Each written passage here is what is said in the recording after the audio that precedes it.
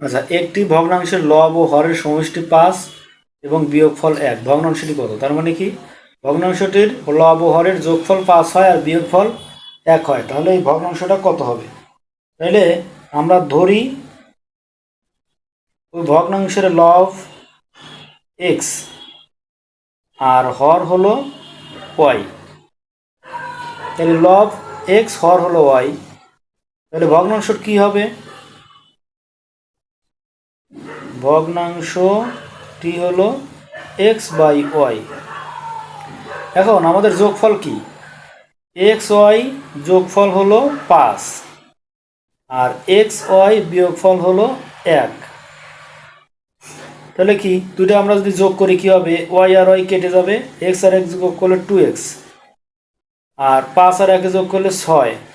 তাহলে 2x সমান যদি 6 হয়, তাহলে একটা এক্স সমান কি হবে? 6কে 2 দিয়ে ভাগ দিলে 3।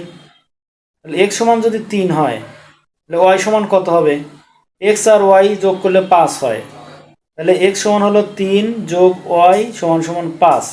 তাহলে ওয়াই সমান হলো 5 বিয়োগ 3 সমান সমান 2।